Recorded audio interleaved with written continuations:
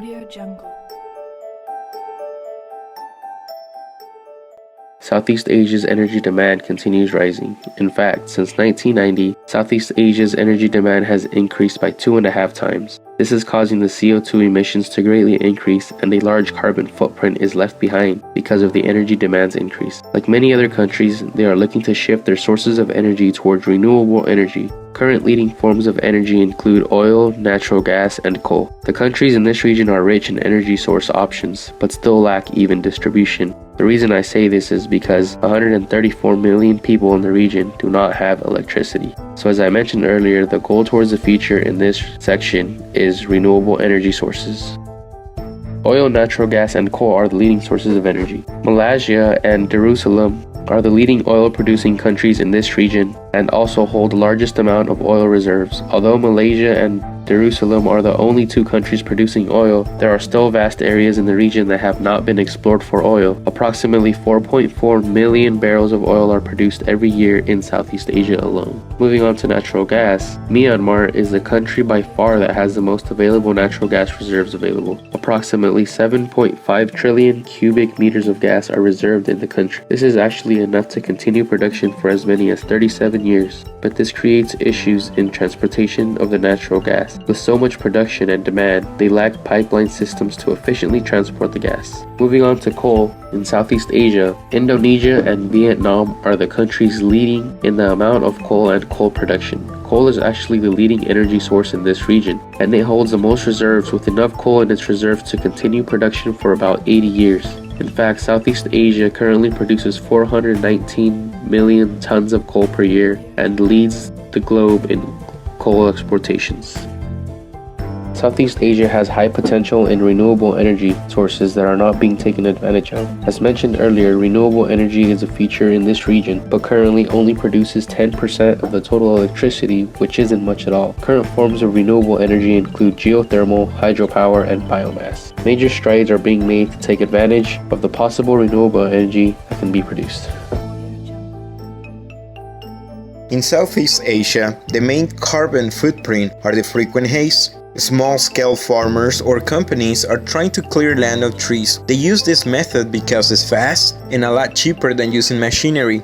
According to a Dutch researcher, the emissions from a 3-week period of fires surpasses Germany's total annual carbon output. These fires take place in the city of Sumatra and Kalimantan in Indonesia. 14 billion is the estimated cost to the region, and the majority of the direct costs are coming from the fires. Greenpeace and the Center for International Forestry Research estimated 110,000 deaths that occur every year from pollution related to the haze. In addition, the fires on peat count for about 20% of the carbon emissions from Indonesia.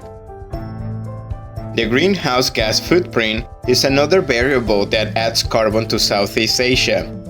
The increased demand of energy and the rapid growth of this region are the factors of the rise of emissions by 3.3% annually. Carbon dioxide, methane, and nitrous oxide are the main sources for the greenhouse gas footprint in Southeast Asia. According to the United States Protection Agency, coal is most likely to remain as a major source of energy in the future for the region. Methane and nitrous oxide are the main contributors of emissions in agriculture, which are the principal gas emitters for rice cultivation and livestock.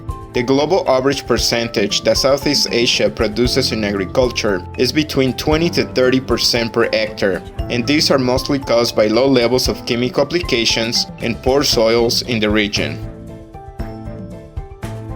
Energy outlook in Southeast Asia. Coal and natural gas will predominantly fuel Southeast Asia's future. The demand for coal has grown at considerable rates each year since 1990.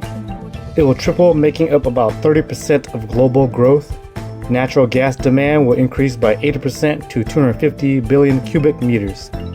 Hydropower is expected to have the second fastest growth rate after coal. The countries in the Mekong region continue to research and develop their hydropower potential for electricity trade with neighboring countries.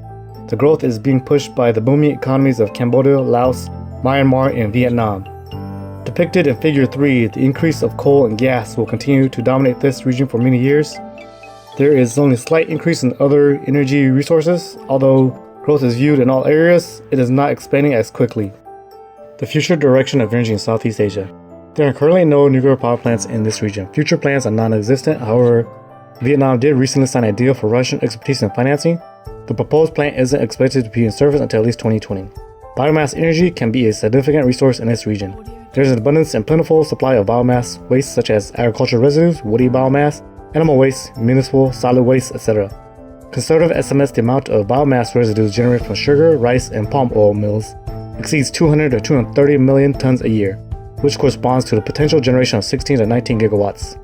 The technologies for biomass that are currently in use need to be improved to make the most of the latest trends in the biomass energy sector. In this region where coal and natural gas have proven its reliability, this may in fact have limited the growth and development of biomass energy. The lack of devoted financial funding and professionals in this industry is not a priority to this region, which is heavily reliant on fossil fuels. The biomass alternative seems to be an ideal energy source for the Southeast Asian region with its agricultural industry. Hydropower had the largest share of installed capacity among renewables in 2014, and by adding about 54 gigawatts of gross capacity over the period, it is set to remain the largest renewable energy source by 2040. The Mekong River is a vital waterway for hydropower plants, as it flows through most of the countries in this region. With increased production in the future and other hydropower plants being built, its impact on the environment will increase, and compromises must be made to ensure that the natural habitats and wildlife species will also be able to sustain their existence. The energy policy frameworks in place in this region are diverse, reflecting the country's disparate economic, political, and cultural situations. There are vast differences in the scale and patterns of their energy use and energy resource endowments as well. This region encompasses a wide geographical area with large bodies of water in between most of these countries. The countries that are located in South China Sea are more dependent on reliable resources than ever. Resources may not be as abundant as landlocked countries due to the fact that transportation costs of goods to traverse the islands will be costly. Neighboring countries in this region will have to increase relations to negotiate energy costs and use. Southeast Asia is growing in every aspect more than people can imagine, specifically in the energy sector, which continues to grow in the areas of coal, natural gas, and oil. There are many factors that contribute to the emissions in Southeast Asia, which surpasses Germany's total annual emissions in a period of 3 weeks. This region is looking toward new outcomes in energy resources like bioenergy. Bioenergy can have an immense potential due to its agricultural economy. Hydropower is expected to be the second fastest growing energy resource. Coal, gas, and oil production will increase. There are significant local resources that will contribute to sustain the region's economic energy production. With increasing urbanization in this region, the demand for energy will increase. Economic management policies will have to be implemented to ensure resources will be used efficiently and development of renewable resources will be continued. The carbon footprint in this region will increase as well, and the government has to provide awareness to the communities and energy conglomerates how it will impact them in the future.